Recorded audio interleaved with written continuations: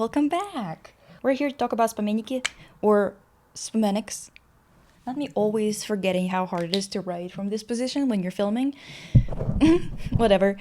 Just so you guys know, every research has this pop culture information and then more academic information. Things that are more or less well known and things that are not well known at all.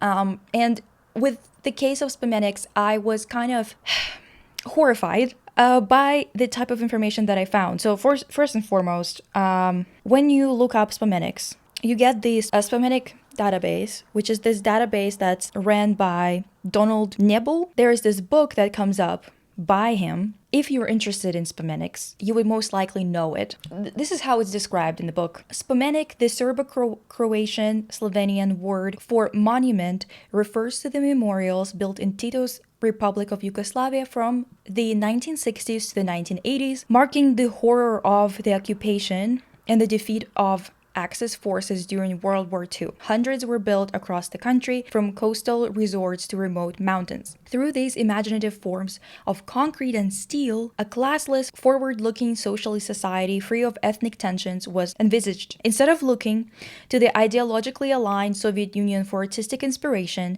Tito turned to the West and this is everyone who knows art history, get prepared, okay? Tito turned to the West and works of abstract expressionism and minimalism. This allowed Yugoslavia to develop its own distinct identity through the monuments, turning them into political tools, articulating Tito's personal vision of a new tomorrow. Today, following the breakup of the country and the subsequent Yugoslav wars in the 1990s, they're usually called Balkan Wars, but some have been destroyed or abandoned. Many have suffered the consequences of ethnic tensions, once viewed as symbols of hope. They are now the focus of resentment and anger.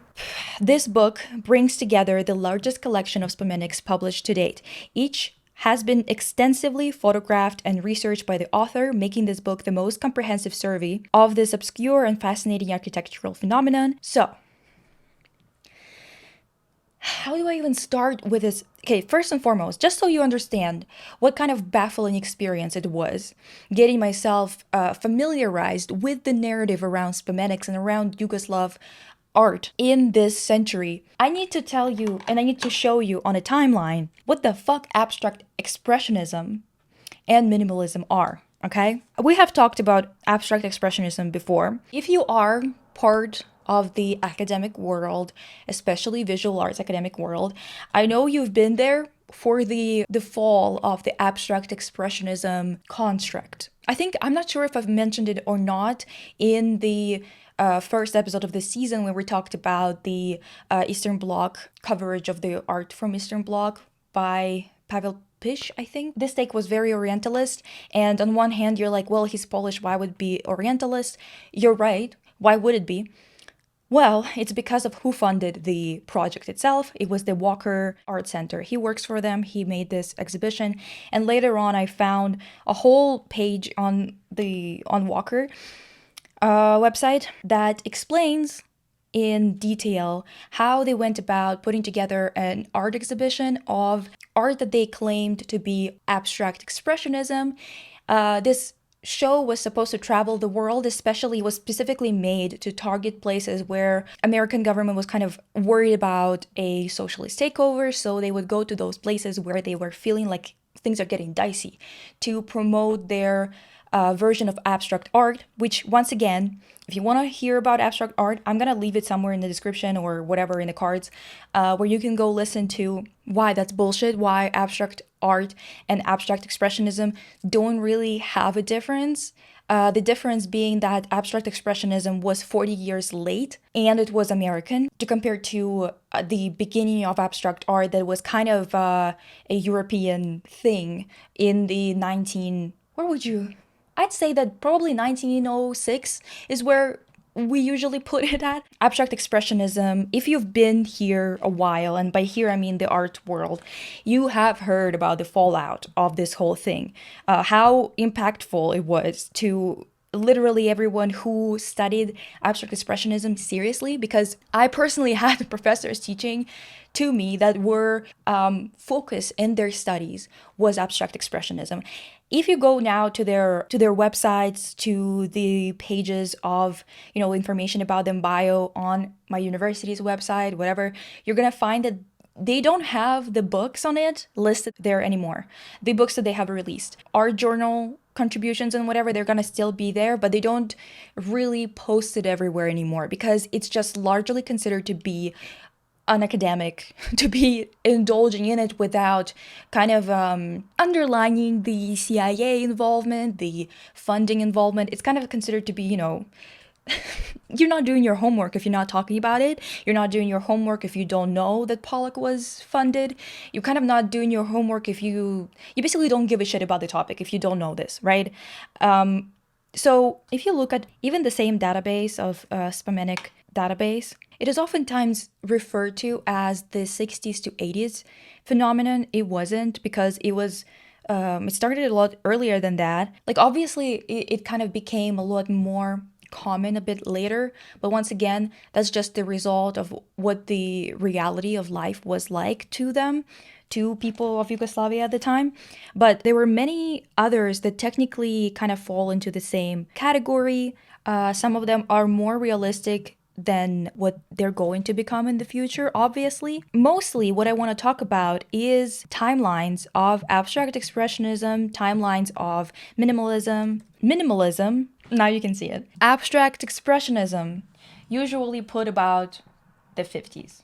Abstract expressionism. Oftentimes people love to say that that minimalism is in some way related to abstract expressionism because they kind of like coincide or whatever. But once again, this is a very Western, and I mean Western, so North American type of Western approach to studying this, because first and foremost, both minimalism, and this is well known in the art scene. This is not me bringing something from deep, you know, some kind of like kernel of knowledge that nobody else fucking knows. Minimalism is first and foremost owes everything to suprematism. What the hell is suprematism? Basically, it is Malevich, the black square. I'm pretty sure everyone is familiar with that. It's kind of like the Mona Lisa. Basically, everyone knows. This is like really basic shit. Now, this is usually related to constructivism. If you're saying, well, how would that be related? Or yes, it's related, but it's a different thing. Explain to me, how is minimalism, which is reducing things to its essential, reducing artwork, sculpture to its essentials, which oftentimes was described as materials, focus on the materials, plus spatial relation to whatever space it's in. Basically, materials plus space. If you know anything about constructivism, you understand the whole point of constructivism is that it is basically an embodiment of the transition from being an artist of the bourgeois to the artist of the people, because you become one with the people. There's no class anymore. Constructivism was an ideological kind of construct as well, and it focused on the very reality of what art is supposed to be and what it is, which is two things. Factura, the material of the object. Oftentimes, the focus when you're choosing a particular object to make art out of, focus on it being still what it is, because you wanted to portray the process of its making should be visible. So that's why, for example, a lot of beton, which is asphalt, or the hell is it in English? Goddamn, beton. Concrete. Thank you, Google. So, concrete, for example, was very useful for creation of a lot of art that related to constructivism, because oftentimes if you just leave it raw, you don't like cover it with anything and stuff like that, you can see that it's beton or concrete and it's very factura focused. You can see how it's made in its texture. Like, the texture is very palpable. Now, the second thing that is very important for constructivism is tectonica. What the hell is tectonica? Well, tectonica is space. Quite literally, the relationship of objects to each other in the space. Does it remind you of something? I wonder, what does it remind anyone off. Interesting. Minimalism is constructivism. There's literally no difference. I'm being for real. This is not even like the only case you can make for it is being like, oh, it's minimalism is like Donald Judd and whatever. So it is like an American take on it that happened, what, 50 years later? Maybe even 60, 70 years later? Yeah. This is fucking exhausting, honestly. The description, I know, to those of you who are like confused and you're like, what the fuck? Why are we talking about this right now? Because, listen, we can't talk about what Spomeniks are without talking about all this bullshit, because I was horrified to see the amount of art journals, the amount of essays, the amount of research done into this by Westerners where they don't know the very fucking basics, and it doesn't make any sense because this is something I learned at a Western institution. This isn't fucking news to anybody. Why are we suddenly acting like we're brand new? The fucking professors who are writing this shit, I'm like, hello.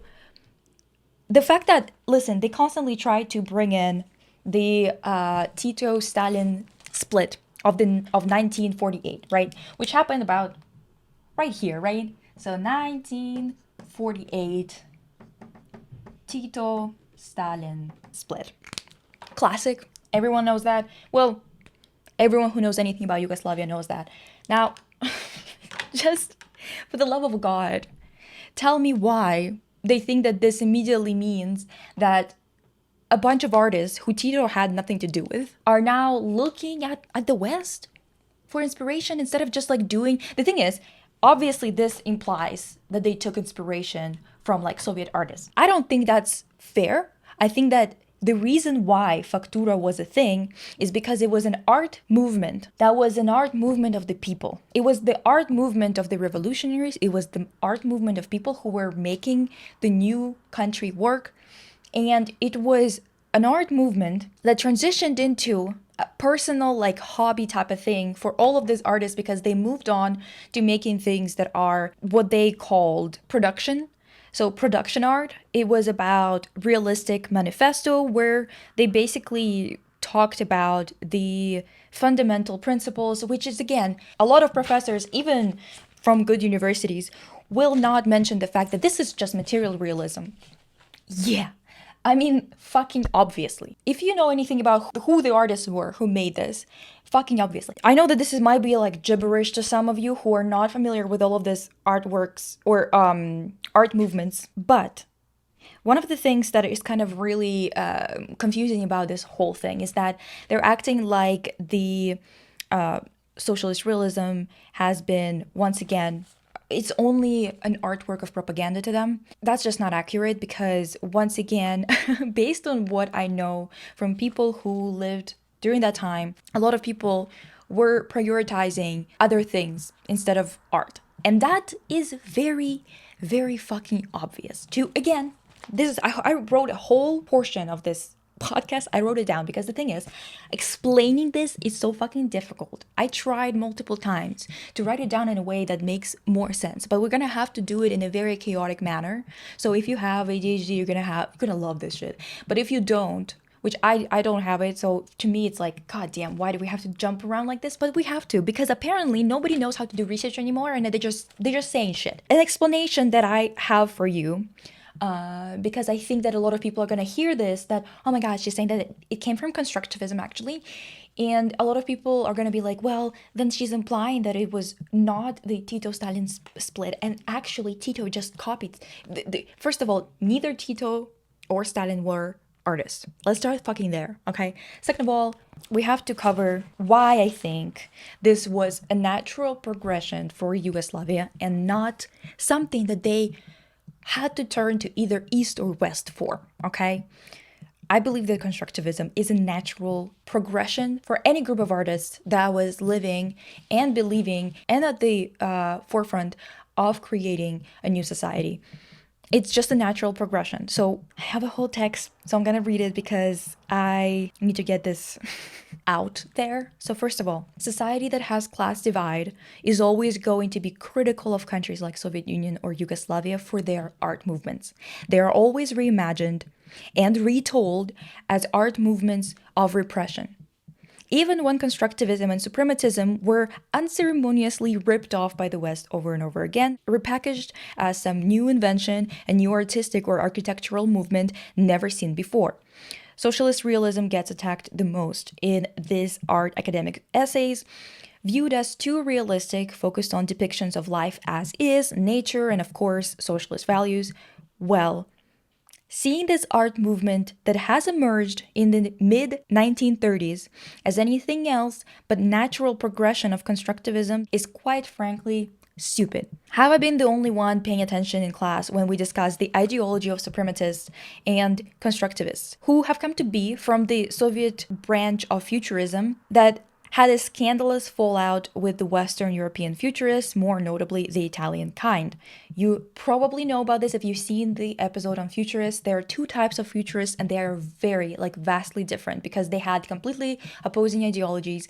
They had this whole scandalous fallout when this Italian futurist came, the main guy. I can't pull his name out of my brain right now, but he was really pissed off because futurists that he met up with I believe that maybe it was in Moscow, I don't know, but basically they met somewhere in Eastern Europe and they were like, damn, we basically have nothing in common. We're do not like anything. You want to move ahead and you want this movement to destroy for the sake of destroying. The guy who wrote the Italian Futurist Manifesto literally wrote in that manifesto about how much he loves the smell of rotting flesh on the battlefields.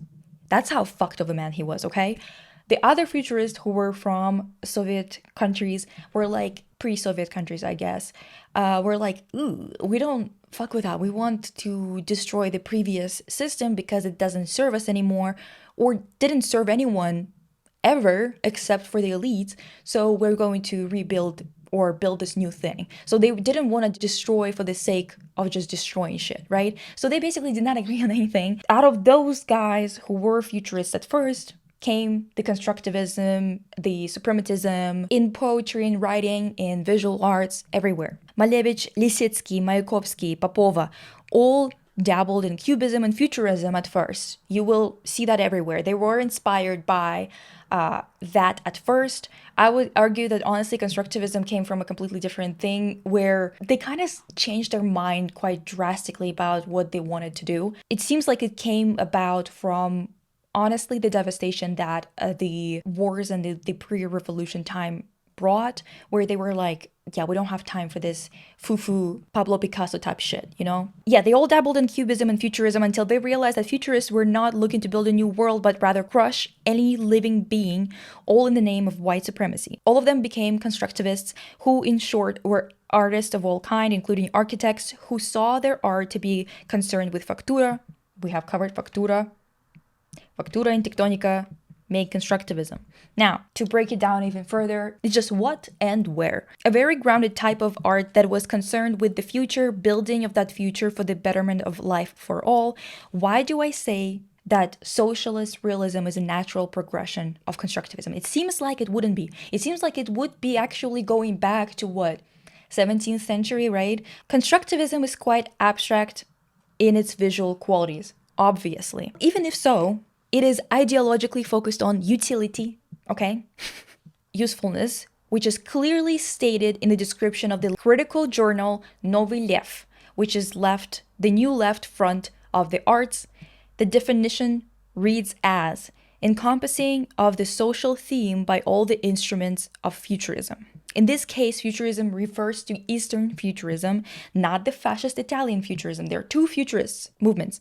These artists wanted to see the collective ideas reflected in the arts, and their ideas were not carried forward in the way that they imagined, mostly because of what happened in 1933 in Europe, okay? And what it meant for Soviet Union. Once again, by what happened in 1933, for those of you who don't know, that was Nazi shit, okay? That's when Adolf got to power. It's the time when they got real bold and had a lot of momentum, okay? Once again, we're back to the first statement and expanding on it. In a society that doesn't have class divide, an impending approach of the fascist threat to the new way of life meant that everyone, and yeah, I mean everyone, including the intelligentsia and or the artists had to worry about the second 5-year plan. For those of you who don't know, 5-year plans was the Soviet Union's way of industrialization, rapid industrialization. In the 30s, when we were in kind of a really rough situation because, first and foremost, there was the issue with SPD in Germany, the fact that obviously Nazis have gotten their piece of the pie. So we knew that this SOCDEM, this Socialist Democrat thing, would not cut it. So then we have the powers, France, Italy, obviously Italy, Britain, not really giving a fuck and not really wanting to get ready to whatever the Nazis were bringing, because to them it wasn't that big of a deal. To Soviet Union, it was obviously a big deal because ideologically we're opposing. There's literally nothing in common. Soviet Union is basically the worst thing imaginable to the Nazis. Everyone was kind of sitting there like being like, damn, it's gonna get rough. At the time when everyone was focusing on 5-year plans, they got a lot more rigorous than the first 5-year plan. Then they had another meeting and they had the second 5-year plan, and the second 5-year plan brought a lot more conversation about military and moving forward with actually developing weapons and stuff like that, because as you know, Soviet Union, basically, if they were to be invaded in 1933, the entirety of the country would have to fight the tanks that Germans had with literal shovels. I'm pretty sure you guys covered that in history. Now, the next thing that happens is the fact that these 5-year plans that are rigorous as hell, with anticipation of aggression from the West, the non-aggression pact with Nazi Germany had to be signed to buy at least a couple of years. Because I don't know, again, this is something that really confused me in history class when I was here studying in Canada. And then later on I realized, oh, now it fucking makes sense. When I was in class, they were trying to portray it as like a collaboration. It doesn't really make any sense because ideologically, again, they are opposing. And the personal documents of Adolf Hitler show that his entire plan was basically, we need to get rid of all communists, basically. At the same time, I know that you guys probably don't know this, but at the same time as in 1933, in the 1930, 31, 32, 33, when there's a lot of this violent kind of shit going on in Germany, when they're battling it out, the SPD, the Nazi party and whatever, we have a famine. I don't know if you heard, but Holodomor was pretty bad. A lot of people hungry. All the founding nations of the Soviet Union are having a rough time with that, obviously. This famine in 1932, 1933 was the last one in the Eastern European region, thank God. We used to have this problem all the time, which was devastating every single time. And I know that for some people who are in Europe, that might sound like, yeah, well, obviously we all had famine. Yeah, but Eastern Europe always had worse conditions, especially Northern Eastern, in terms of actually growing something in the soil. So famines were common as hell. Thank God that was the last one, because they have come up with a bunch of shit to how to cultivate shit. Agriculture made a huge leap ahead. Thank God. It was rough every few years, bitch. Like, seriously. So you have artists who are working in this time period, and they're not artists who are sitting in the ivory tower anymore. They are real people, one class with the rest of society that they're part of, you know? So obviously to them, this would be important. To them, using their talents in order to actually build something better for the future is part of this whole shindig, okay? Do you think that at a time like this, where there's famine, there's industrialization, you just finished civil war, and you basically still have to make the basic setting up of the infrastructure that was basically Tsarist Russia didn't give a fuck. They didn't give a fuck that people were dying. They didn't give a fuck that people couldn't even read. They didn't care about anything. So you kind of have this whole thing, this massive country that you have to industrialize quickly. The artists that were involved in all of this were part of the avant-garde in Europe in general, but specifically, obviously, in their own country. And to them, all of these issues were at the forefront. They all gave a fuck about it because it was everyone's business, okay? It wasn't the elite trying to solve the problem. It was them all trying to solve that problem together. They wouldn't be interested in making self-indulgent art. They wouldn't be interested in making something that would be good for buying and selling for more money and whatever the hell, for speculation. Obviously, that's not part of their concern. They were already interested in the industrialized brutalism that they poured into all facets of cultural output in the 20s. In the 20s, 1920s, bitch. Okay, let's put it right here. 1920s, brutalism, constructivism. When material conditions were even more dire in the fight for having a right to build a foundation for a new society, these artists started to focus on using their talents to ensure a survival. That was the first thing that they needed, because the thing is, again, they were part of the activists who were instrumental in the revolution. Gave a fuck about art, but they also gave a fuck about the thing they were doing, right? So how do Spomeniks or Spomenici fit into this picture, right?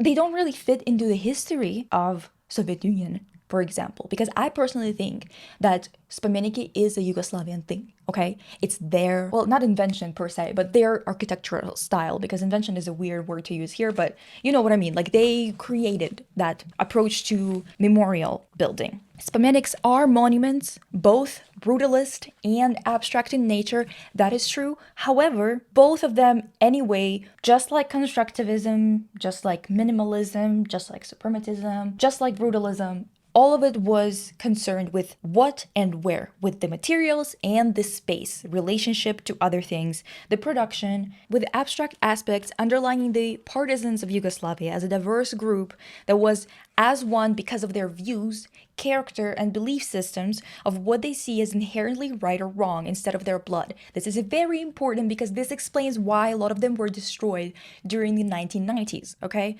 Keep that in mind. A fundamentally anti-fascist and egalitarian view. By the way, Spomeniks are monuments to World War II. Not the war itself, but people that stood for anti-fascism. The first ones were erected in the immediate post-war period. Why I'm so baffled by the blatant lies when it comes to Yugoslavian artists looking to the West.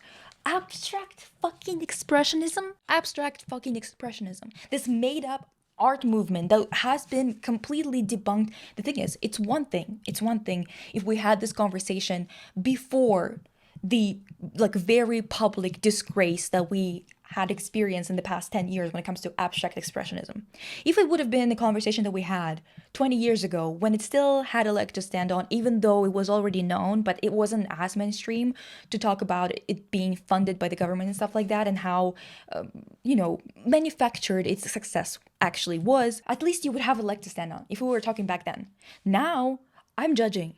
Dude, I'm judging. And I don't judge the guy who took pictures of those Spomeniks and whatever the fuck, as much as I'm judging also every academic that I had the pleasure of reading their work that was specifically focused on Yugoslavian architecture. It's a magazine dell'architettura. It's like an Italian publication, and it was literally called Utopia, with YU as in Yugoslavia, Utopia. And they were focusing specifically on a lot of the Yugoslavian art, Yugoslavian architecture that they inherited after, all the countries that inherited afterwards. This is blasphemous at this point. I'm sorry. It's just so disrespectful. I would argue that brutalism, constructivism, anti-fascist futurism is all a natural result of being anti-fascist and communist. That's just a natural result. This is where you will end up. You will call it something else maybe, but this is very normal to come up on your own. You don't have to look anywhere to do that. I don't think Yugoslavian people were like, where can we get the ideas for a monument for people who have literally laid their lives down to fucking end that white supremacist bullshit that was going on in Europe. Spomeniks were fucking abstract expressionists. I am losing it, people. Because how is the Tatlin Tower, which is a constructivist tower that was made in 1922? How on the fuck of the earth is Tatlin Tower, which, if you are familiar with it, if you live in Sweden, in Moscow, in Paris, in London, and even Abu Dhabi, you would have seen the Tatlin Tower. There's one model that's in the courtyard of the Royal Academy of London. If you live there, you've seen it a million times. This, not even 1922, it was 1920 when it was constructed, the first model was constructed and created. It just doesn't make any sense to say any of this, to say that it's fucking abstract expressionist, bitch. The reason why we have to have 2 episodes on this shit is because I want to talk about the monuments themselves, and I want to talk about the architects who made them, about their lives, about the way that they approached it, because those monuments look fantastic. They're really capturing something very important about the time and about the people who literally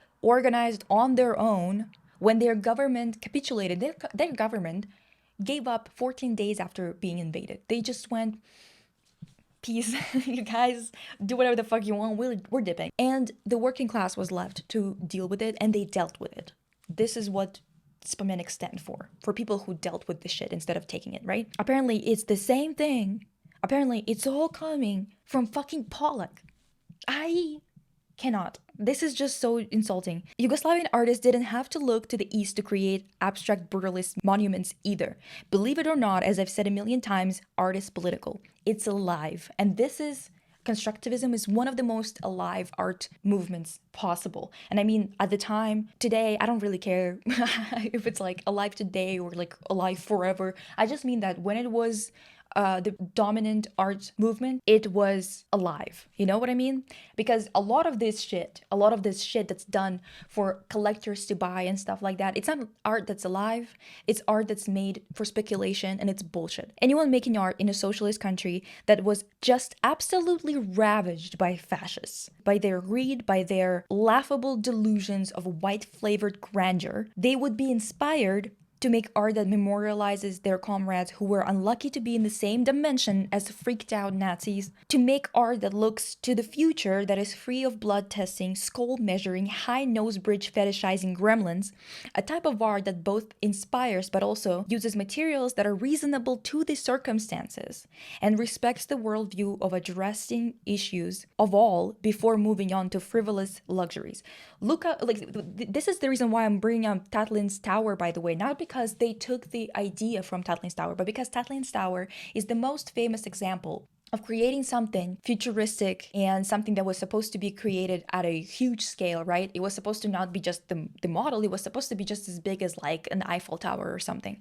But it was requiring way too much steel. It was requiring way too much metal that was at the time used for railroad building, and it was specifically a part of the this effort to bring literacy to the rest of the country. So they made concessions. The artists weren't fucking dickheads who, at a time when everyone's starving, were like, actually make my huge ass tower and fuck everyone else. Actually, fuck literacy and make my tower.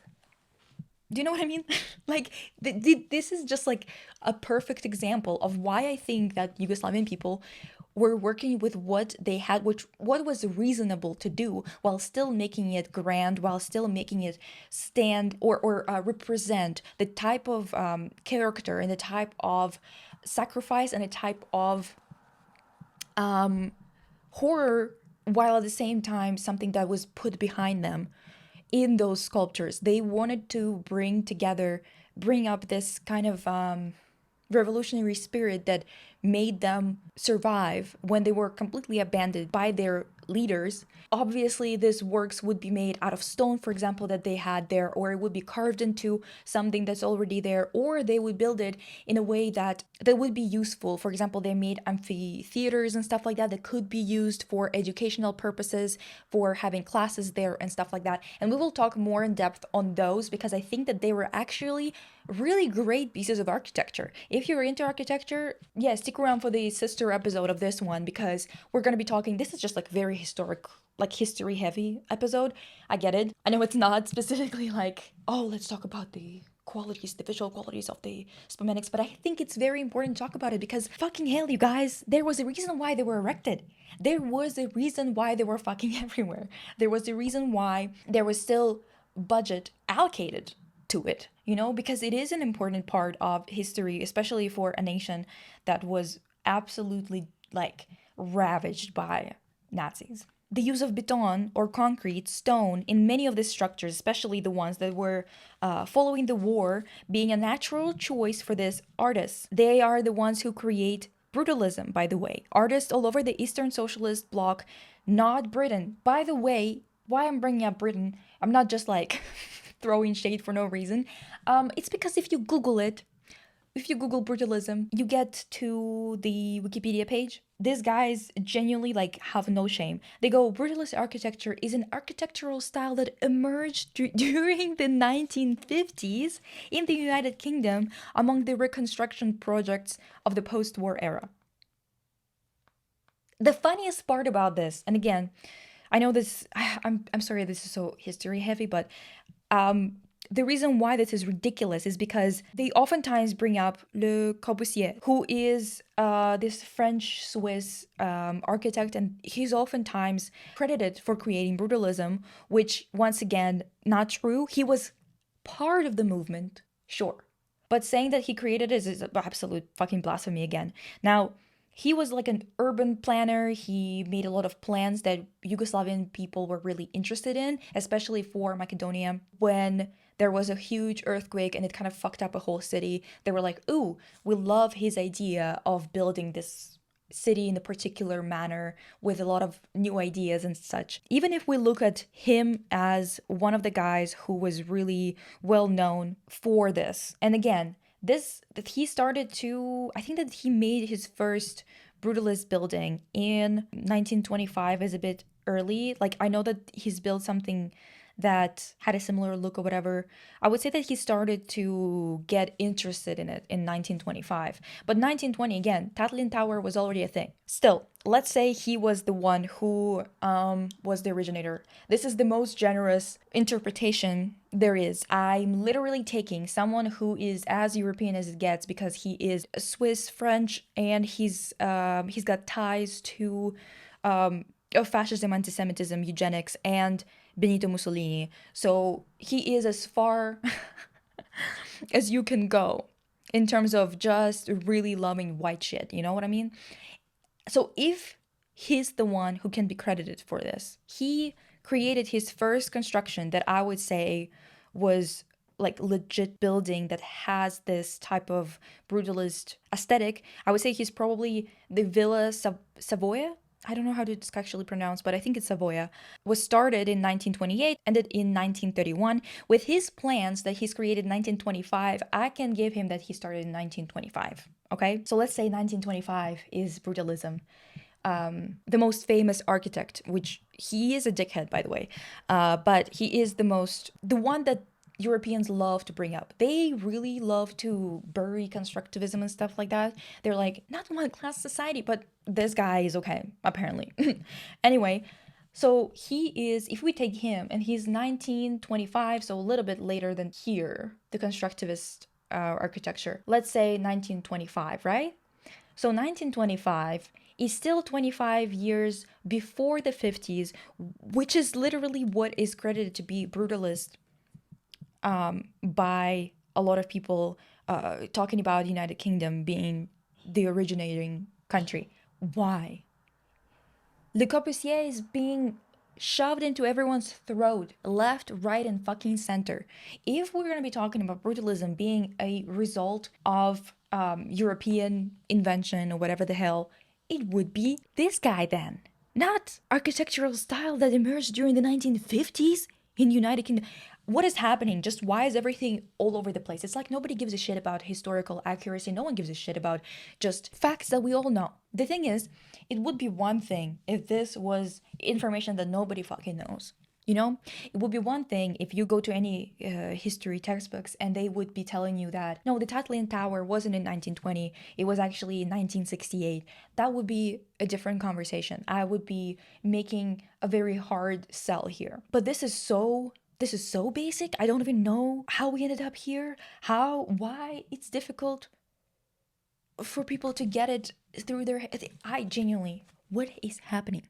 Why are all of this? We're going to actually go through a few of the academic papers that I've read for this podcast, because I've read like at least 10, and every single one of them said some bullshit that was incredibly Orientalist. I didn't know that Western countries could come up with a way to make writing about white people Orientalist, because they were already so talented in that when it comes to people who were actually at least living far away from them. But now I'm I'm just like, bitch, you literally have borders. You had borders with Yugoslavia and you were telling me you're talking about them like they were some kind of faraway country that you don't understand. It's so exotic. None of this makes sense. None of this makes sense. And also on top of it all, I'm not saying that you should be Orientalist about anybody, but it's just, they're really crafty coming up with a way to look with an Orientalist lens at people who literally look like you, share a border with you. It's crazy. It's absolutely nuts. Whatever, dude. We have so much more to cover about this topic. I don't even fucking know how we're gonna cover it all. But the sheer disrespect of this already, but you guys just wait for it because it gets so much worse. The way that they talk about people from Yugoslavian countries, the way they talk about those partisans, the way they talk about all of it. I didn't know that you could be this fucking crazy covering something like this. Why are you even trying to profit off of it if you dislike them so? Dude. And when I tell you it's Orientalist, it is so textbook Orientalist. There is literal parts in these research papers where they go, this looks like some kind of aliens built it. Bitch, they're pulling the Mayan, Egyptian pyramids type shit here. Like, they're literally doing the exact same thing they were doing back then. Talking about them for the first time and like doing research for the first time into it. I think that they're trying to kind of like decolonize the academia, which is bullshit. They're not trying at all. They're just doing it in very pathetic ways, which basically means we're gonna put land acknowledgement before this lecture that is actually teaching some bullshit. Ooh, good lord, this nonsense is absolutely crazy. And yeah, so we have to cover a lot of this shit because, like, why else did I read all that, put myself through all that? But here's the first part that basically just explains to you the horror of looking into Spomeniks and being like, for the love of fuck, does anyone know art history? Does anyone who is I mean, the thing is, I understand that a lot of these people are like in architecture, but that's way close. Sorry to say, if you are studying architecture and you don't know the basics of modern art, what the hell, dude? Especially if you have a PhD, don't piss me off. That's so basic. It's kind of like being in physics and not knowing basic math. Like, that doesn't make any sense. You can't do that. Ask any questions that you have, because I know that it took a month. I know it took a month since last episode, but I'm sorry, I had to read so much for this to just make sure that like I'm correct, just to make sure that I'm not spreading some false information just because like my memory maybe is a little foggy on some kind of topics or whatever, because I did cover them or learn them for the first time years ago, right? So I didn't want to fuck up, but I'll be back with the sister episode for this pretty immediately. This is gonna be like posted back to back, and then the next episode we're gonna have something more fun. I think that maybe we'll have Persistent come in for an episode. See you in the next Spomenici episode.